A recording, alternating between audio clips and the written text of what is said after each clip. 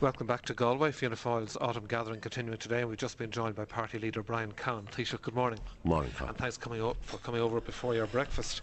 Now, we all expected €3 billion of cuts in one shape or other in the budget. Now we hear it may be more. What's going on? Well, there's nothing going on. I think just the Minister of Finance is clarifying the fact that 3 billion is at least the figure that we have to deal with. And I think from our point of view, what the whole estimates campaign will be about is, as they begin now, as he speaks to ministers, dealing with that issue and ensuring that the markets are very clear, and the European Commission and our own electorate are very clear that this is the range of adjustment that has to be dealt with. But right now, as you know, first of all, you have an electorate who are just really worried and depressed about the way things are going, and they expected this figure of 3 billion. You have the markets, you have Brussels, you have the IMF, who've been criticising the government for not being more specific about what's coming. And in the middle of all of this, the government says, well, 3 billion is indicative. It might be more, it might be the same. So, No, I mean, are you just softening us up, or what's going on? No, I think it's important, and we've been discussing this yesterday and today here in our own thinking. I mean, to recognise the strengths of the Irish economy as well as we try to ensure that we deal with the fiscal problem. And I mean, there's no question but that any government in Ireland has to close the gap between what's being spent and what's coming in from taxpayers. I mean, that it's not a sustainable position, and people understand that actually and know it. But what I've been emphasising, what we've all been emphasising, is the strengths of our economy. What's the basis upon which we can grow and recover? And the real issue for us has been, having dealt with this sort of economic tsunami in 2008 and 2009, we've stabilised the situation. Our budgetary plans are on target. Yeah, we don't know what they are. It was going to be 3 billion. Now it might be more. No, I think. So what are you? I mean, people talk. You know about the need for certainty, and you know the difficulties in relation to Anglo-Irish Bank. And here you are your finance minister, coming in and opening the door to who knows what. Could be 3 billion, could be 4 billion. No, So that's no, what I'm I think, asking. no, I think the Can you tell media, us, give us any with certainty? respect, the media get into word games here, and I think it's important that we avoid them. What we're talking about is dealing with the EU plans that we have to cut our deficits in line with what we've said. And as Brian Lennon has been saying, the minimum of what we're talking about is €3 billion. He's now entering an estimates campaign with his ministers, but he's setting out very clearly the seriousness of our intent, and should there be any doubt about either at home or abroad that this government is not committed to dealing with the plans it has agreed, he's making it very clear that we will deal with them. Would you hope to cut more if you could? Well, unfortunately, I've been looking at the Fine Gael policy insofar as I can decipher it, and others, and indeed, and they were suggesting that the adjustment would be on the expenditure side totally. Would you like to cut more than 3 billion if you could, if that was feasible?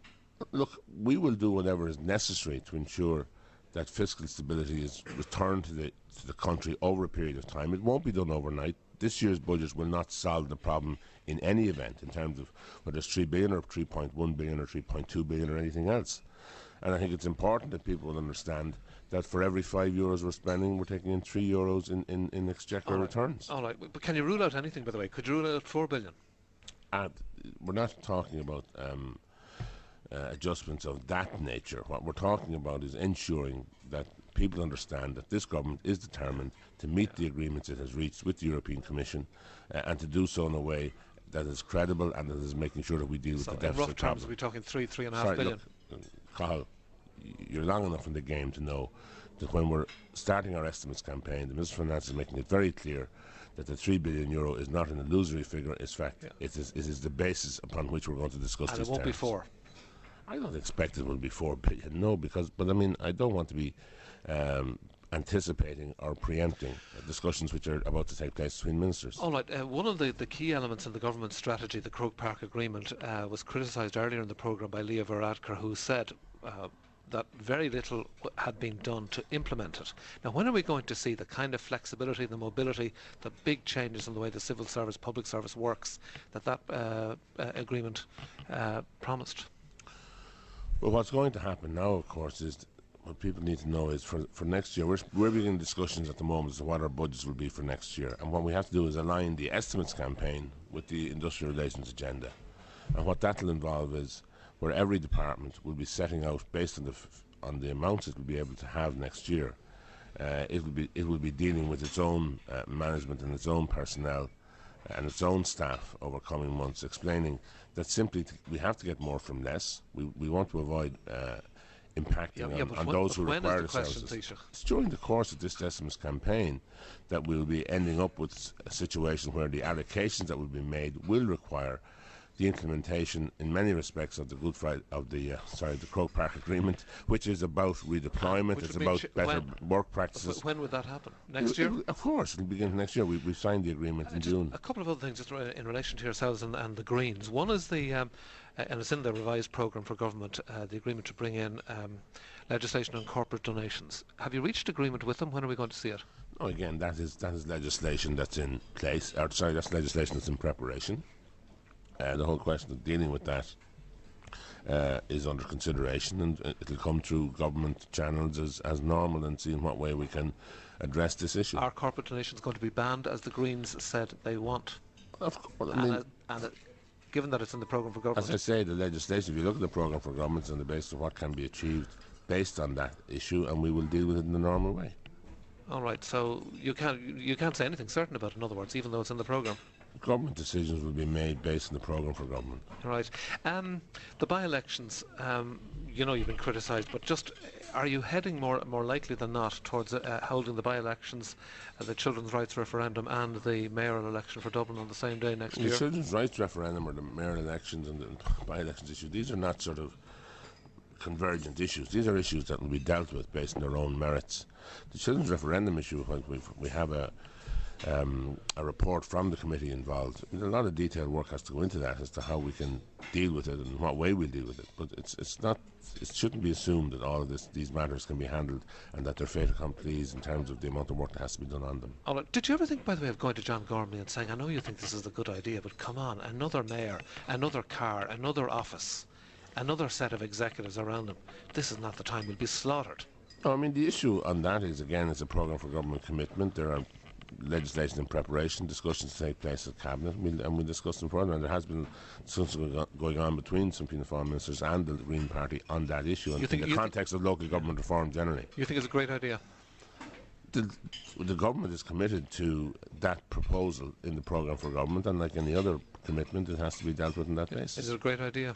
I think it is a good idea if you can bring together a coordinated mayoral position that will deal with the whole planning and other issues right throughout the Dublin city and county. Final question, Taoiseach. We spoke earlier in the programme to people who voted Fianna Fáil in the last election. Some of them will vote for you again, some of them absolutely won't. One of those who wouldn't was a young person in Galway who said, I've no future as a result of what they've done. I've just graduated. I've no job prospects.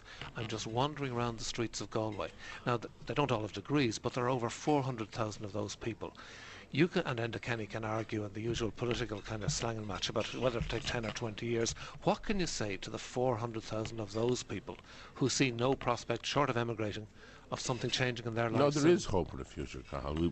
The whole purpose of our budgetary policy is to stabilise the situation after the economy contracted by 9% in 2009.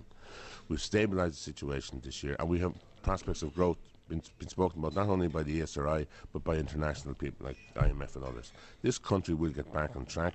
There are no soft option politics available to us. Yes, there are difficulties ahead, but I want to assure him and others, the person that you're speaking about, excuse me, the person you're speaking about, herself and others. Yes, there is a future for this country on the basis of growth, on the basis of recovery, on the basis of doing what's necessary to get the show back on the road. On the likely maths, she might as well emigrate. There's no chance of her. Defeatism, Cathal, will not solve this problem, whether it's in your organisation or anywhere else.